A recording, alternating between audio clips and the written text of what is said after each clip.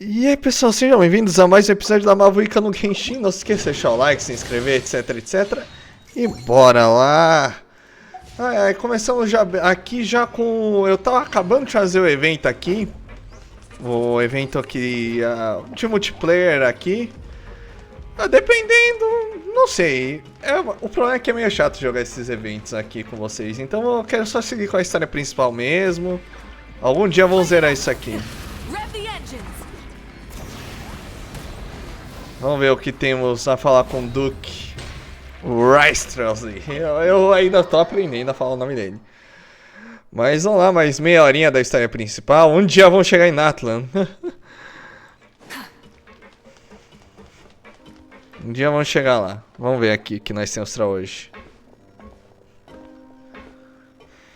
Excuse me. I take it Mr. Fremenet's condition has stabilized? Of course. I wouldn't have left the infirmary otherwise. I've been expecting those two, but might I inquire as to the purpose of your visit, Miss Sejuani? I wanted to check up on Miss Cloran. How are you feeling? Mostly fine, I think. If you don't mind, I'd like to perform another quick physical exam. It'll just take a few minutes. All right. Thank you for looking out for me. I'll take my leave for now, then. Well, want to explain yourself, Risley? Risley. Of course, but I'm not partial to the word choice of explain. How about enlighten? Where should I begin? How about you start by asking me any questions you have? You can start with whichever one you'd like to get answered the most. Then Paimon will begin. Did you know about Lenny's goals from the very beginning? No. I just knew they were Fatui operatives sent to the fortress by the Knave. As for their specific goals, I only figured those out as you made progress on your investigation. You managed to monitor and stay ahead of them even though you didn't know what they were trying to do? They came here with ulterior motives. I'm quite adept at discerning what that kind of behavior signals.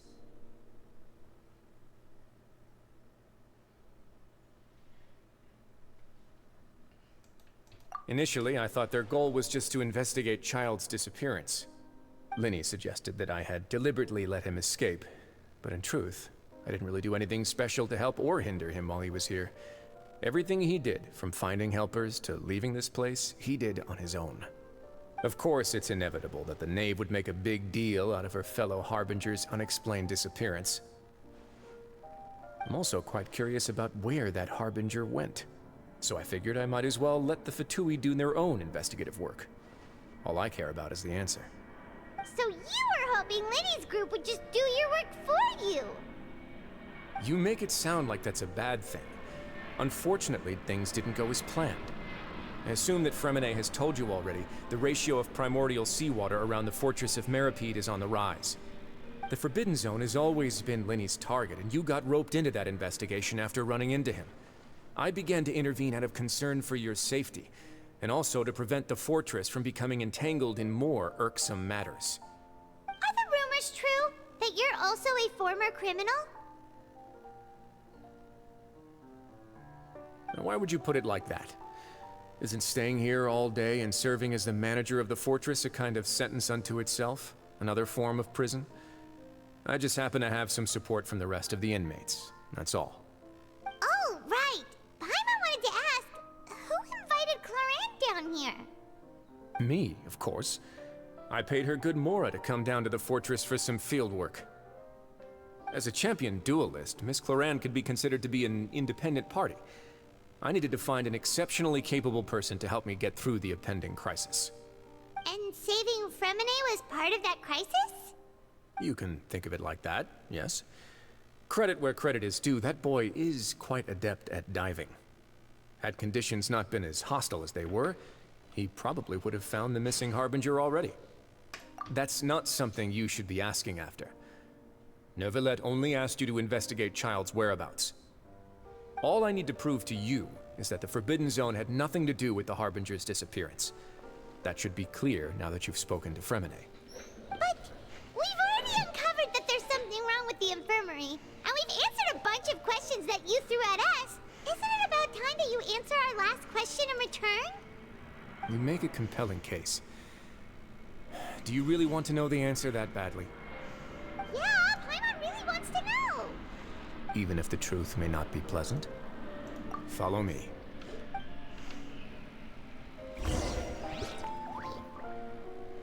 Ok, ai meu Deus, isso aqui tá enrolando a gente pra um caramba. Não tem necessidade de fazer a gente ir e voltar que nem um retardado.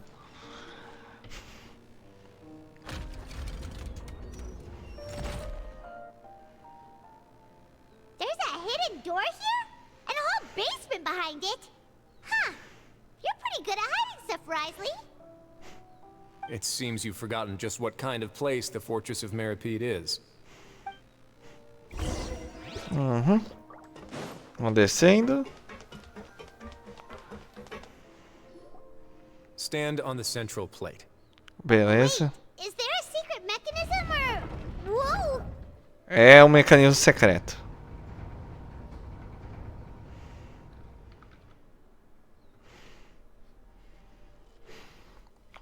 Interessante que ela sente a vibração mesmo flutuando, né?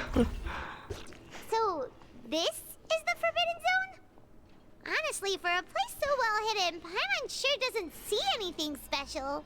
What a huge door! There are 3 such isolation gates in total. Generally speaking, I'm the only one who's allowed to go inside. Hence the name Forbidden Zone. Am I correct to assume you're going to run on back and tell your little Fatui friends everything?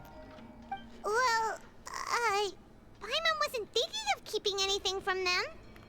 Contar pro Satui, vai, Well, I advise Paimon. you wait until you've seen the whole truth of this place for yourself before deciding whether or not to tell them. Merece umas palmadas, Paimon, por ser tão burra. Ai, vamos ser forçados a jogar aqui com a feia de novo. Huh. So there's a switch on the side. Stand back. Risley, vai, mostra pra gente logo aqui. Meu Deus. Whoa! They all just went up one by one. Go on, have a look. É um boss! Se bem que eu não tô nem...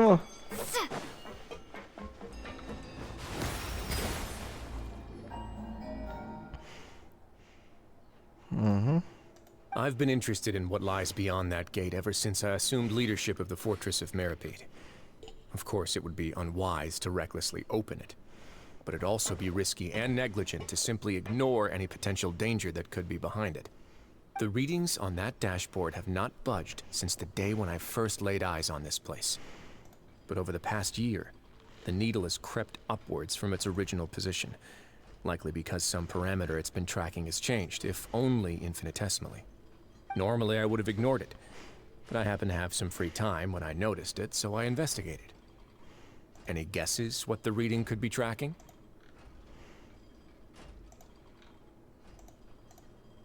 Very reasonable guesses. I've considered both of those as well. Unfortunately, our dashboard is tracking something less ordinary. The temperature should vary with weather and climate changes, so for something that rarely shifts, the water pressure is more likely. We ran a few tests to increase the pressure from the outside, but the readings didn't change at all. Later on, a few more possibilities occurred to me, such as a potential connection with the primordial sea. I began to make a few preparations based on that hypothesis. Over the past few days, the needle has moved again. With that, and the symptoms that Fremine displayed after leaving the fortress, I can now confidently conclude that the readings represent the concentration of primordial seawater in the seawater nearby. The concentration of primordial seawater? But we're already under the sea! And that is precisely the problem. We're at the bottom of the sea, and now we're surrounded by toxic seawater. Somehow, primordial seawater got mixed in, and the concentration is steadily rising. Yes, that's very likely. But forget about the two of us. Not even Novelet knows where the Primordial Sea could be, much less where we could find and plug a leak. Oh. Oh! Seems like you've figured it out. I believe the Primordial Sea lies directly beneath this sluice gate. For some reason, the primordial seawater levels have risen significantly, and it's now very close to us. The indicators are now red. Although the gate still stands, some primordial seawater has already leaked out and mixed into the sea around us. If this continues, soon it will no longer be able to hold back the primordial sea at all. Yeah, you know what the legends say. If this place falls, then everyone in Fontaine will be turned into puddles in the span of a night. But that's just too weird! Why would the Fortress of Meripede be built right above a sluice gate for the Primordial Sea? Who built this place anyway? Your expression tells me you think this might be part of a vast, complicated conspiracy. To be honest, you might find the actual answer may be exceedingly boring. It's just that the secret of the Forbidden Zone had been long forgotten by the nation before I rediscovered it with my research. There's no single founder of the Fortress of Meripede in any traditional sense. What we know about its history has been left to us by the people who used to live here. When the previous Hydro Archon Egeria ruled the land, all convicted criminals from Fontaine were exiled. The people drove the criminals away like a wolf pack chasing away the banished. The criminals received no sympathy of any kind from the people. They were exiled to the desolate seaside, where they experienced only pain, struggle, and the bone-chilling cold. Some of them began to repent, and prayed to the Hydro Archon, asking if there was still anything they could do. The Hydro Archon took pity on them, and said, "You may go guard my secret, deep underneath the waves." And so, leaning on the power of the Hydro Archon, they gathered underneath the sea and began to build a fortress. They became a community down there in the deeps, and over the years helped it to grow. As the number of exiles increased, more and more people joined the community.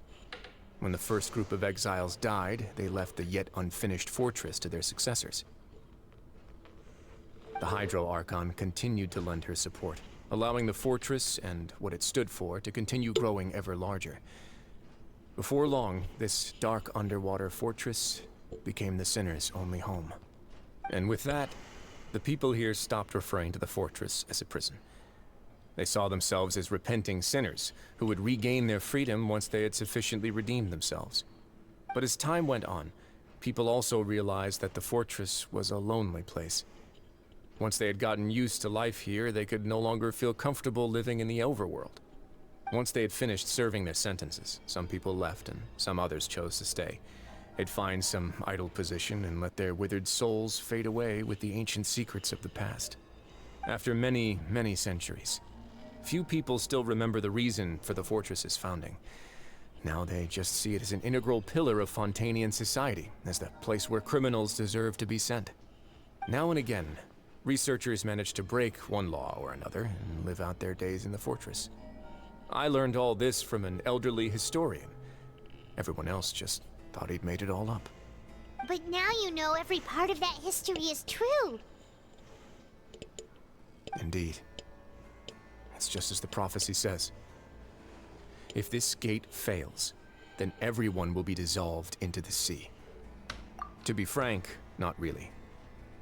But sadly, that hasn't stopped this prophecy from proving all too accurate. Prophecies are troublesome things. Just hearing one will create the first wave of panic. Seeing signs of it will bring about the second, and actually witnessing it in real time, the third. Let's go somewhere else. I want to show you something.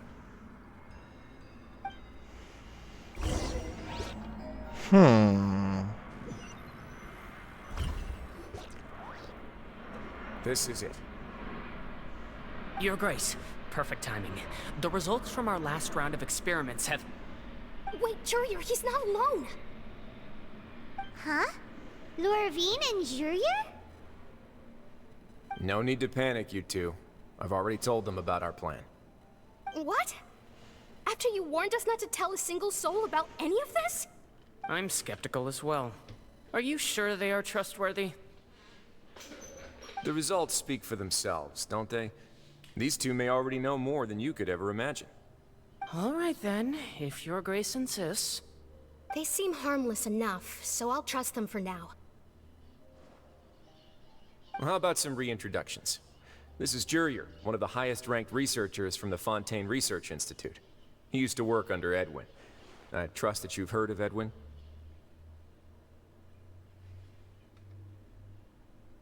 Good. Saves me a bit of time explaining. Edwin's main areas of research were archaeum and gravimeters. As his assistant, Jurier is quite familiar with them as well. I hired him to be my technical consultant. You want to blow up the fortress of Meripede? Ah, what a lovely idea. I'm already imagining it in my head. Gotta admit, I'm tempted as well. Guys, focus! Focus! That taskmaster over there is Miss Lorvine, and is also one of my technical consultants. While Jurier used to be Edwin's assistant, she used to be Jurier's assistant. Ooh, are they together? See, everyone keeps asking this question. Are you too sure you're not a couple and just using your work as a convenient cover? Your Grace, I am not in a relationship with this man. If I dated her, I'd officially be madder than Edwin. Jeez. Forget I said anything then. Follow me. Whoa, there's another door that goes right up. Your constant amazement makes it seem like the fortress can do anything. But Paimon really thinks everything's super cool.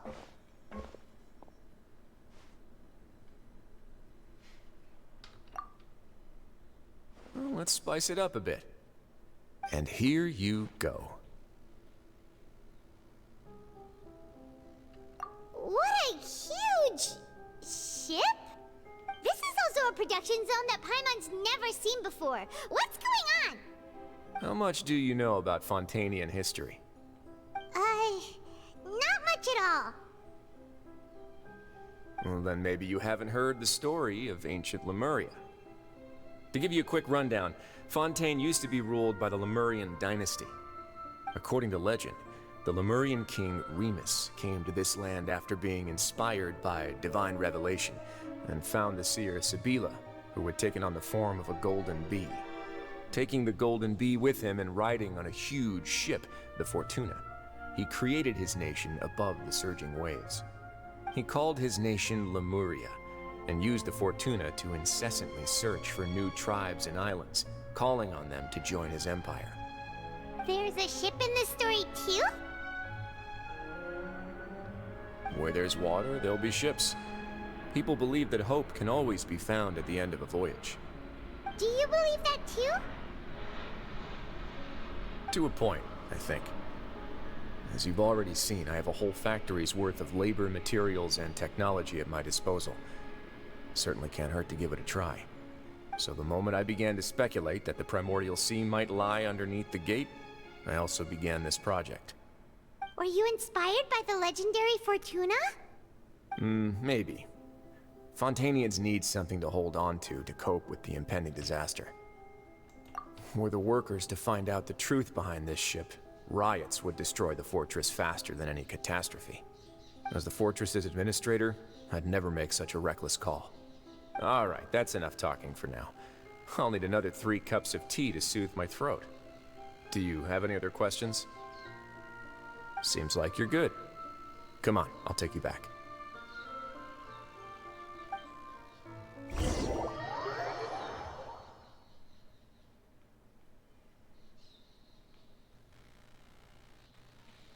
I'll leave you here for now. Oh, thank you so much. No worries. But don't forget, it's up to you whether or not you want to share what you just saw. What you do from here on out will likely affect those 3 as well. Yeah, we'll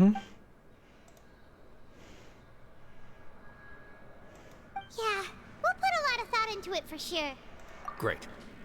I look forward to what happens next.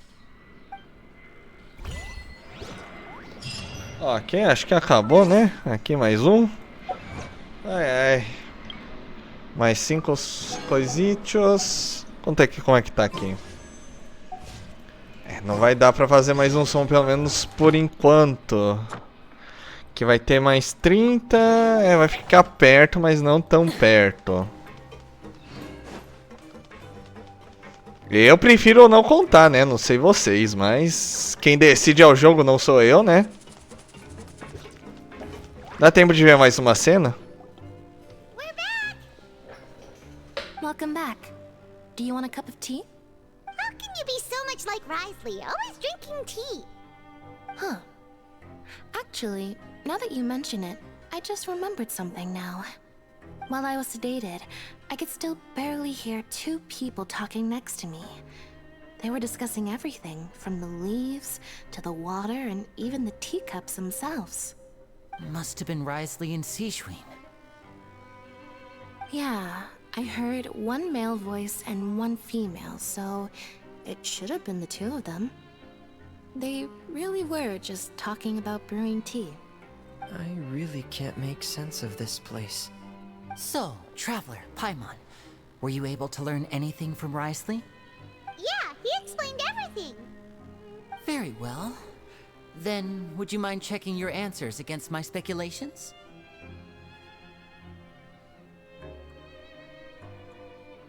Yeah, I took the time to rest, so I'm feeling a lot more relaxed now. Nobody else is around, and Miss Sejuin is also busy with something or other. So let's just talk here.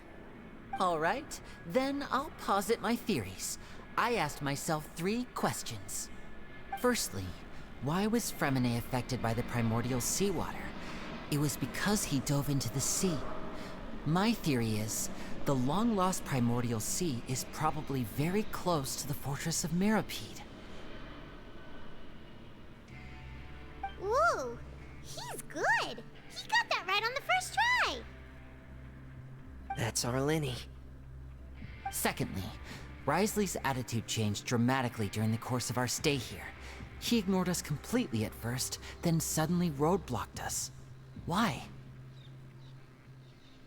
I spent quite a long time thinking about this. If he has been monitoring the Fatui since the very beginning, he probably ignored us at first because he was hoping we could find Master Child for him. What's more, the Fortress of Meropide is not part of Fontaine's court system, nor does it report to Udex Nervilet. Risley is basically the king of a no-man's land. As long as the fortress doesn't do anything about Master Child's disappearance, Father can use it to pressure the Fontaine authorities. And while the two factions are pitted against each other, Risley will be free to move between the parties of interest. If I had to guess, he probably has something that he's working on himself. It's likely related to the secret of the infirmary, but I just can't think of what it could be. You're super smart. Thanks so much. Then finally, there's the last question. If Risley does have a plan, what could it be?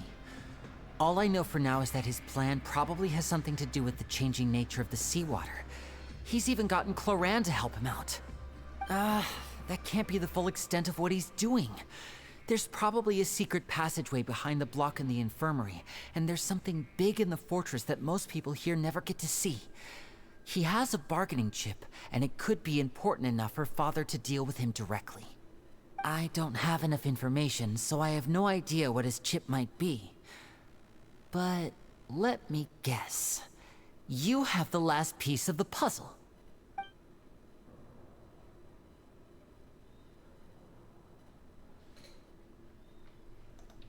I can't believe it.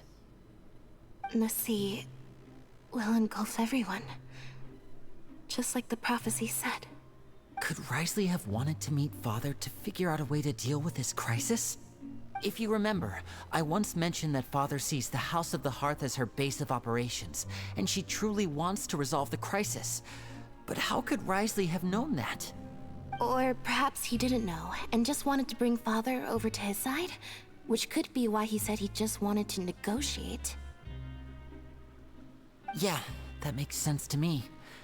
I understand your concerns as well, Traveler. I'll figure out a way to pass this on to our father. No matter what, we're on your side. The two of you have already aided us far too much. We probably wouldn't be standing here right now if not for you.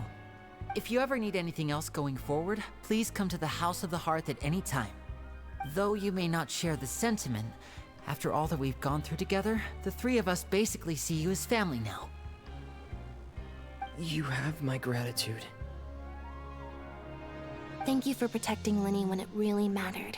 And thank you for sharing the secrets of the fortress with us. We didn't think you were going to do it. Why are you being so formal all of a sudden? Given your strength, you might not need our help at all.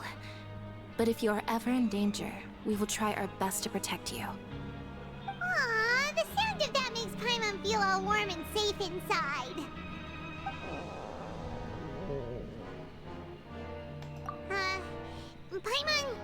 Paimon's hungry.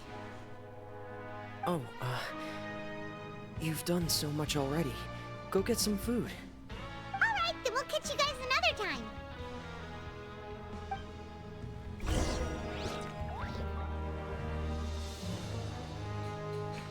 Bom, acho que é isso, né? É. Vai parar o efeito. Tá bom, dá tempo de mais uma ceninha, vai. Ai, ai.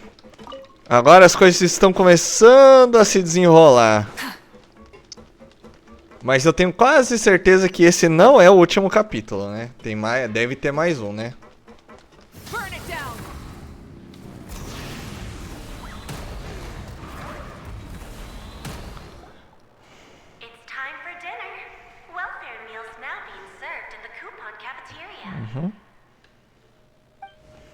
Come on, let's go pick up ours as well. Traveler and Paimon, over here. Are you here for dinner too, Miss Sijwin? And I'm taking the opportunity to prepare Miss Cloran's dinner as well. Huh. You're right.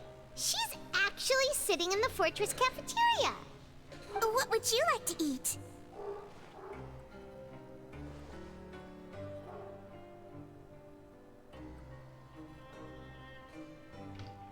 Yep, you can. I've already talked to our chef, Mr. Wolsey. It's all on me today, so you can get whatever you'd like.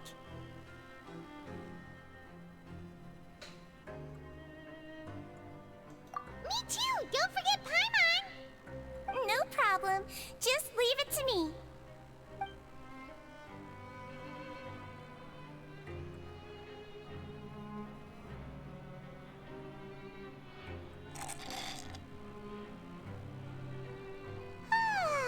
So delicious.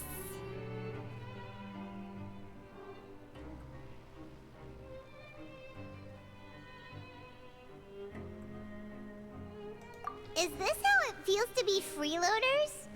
Wait a second, we did do plenty of work after all. Feeling full yet? How's the food? Delicious.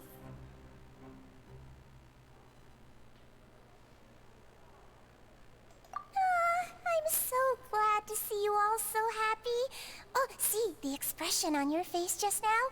The muscle here just moved, which suggests that you're feeling quite relaxed at the moment. Sijwin, do you do this to help your patients or to better understand human beings? A bit of both, I suppose. I'm a Melazine, which means I'm very different from human beings. I must know what you're thinking if I want to take good care of you. You're really good at taking care of people. Even though you're so short, you still talk and act like an older sister. Really? You're reminded of an older sister? That's great to hear. Oh, and what did you mean back in Risley's office? When you said that you were protecting Linny and his siblings as well?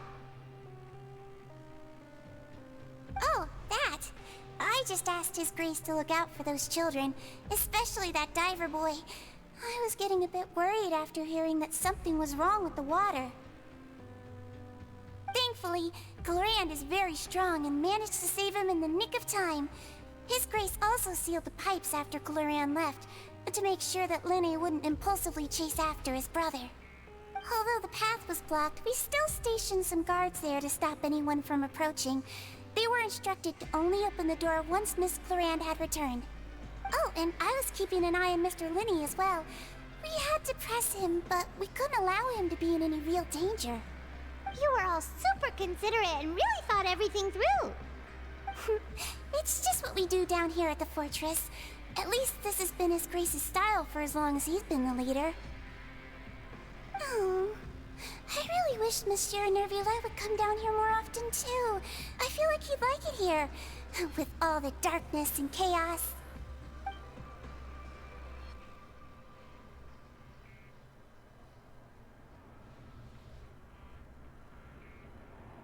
Get a good night's rest, you two. You both worked very hard.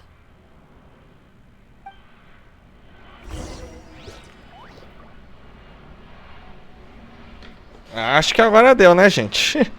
É, deu certinho aqui. Vamos dar agora então o Risley. Não se esqueça de deixar o like, se inscrever, etc, etc. E até o próximo vídeo.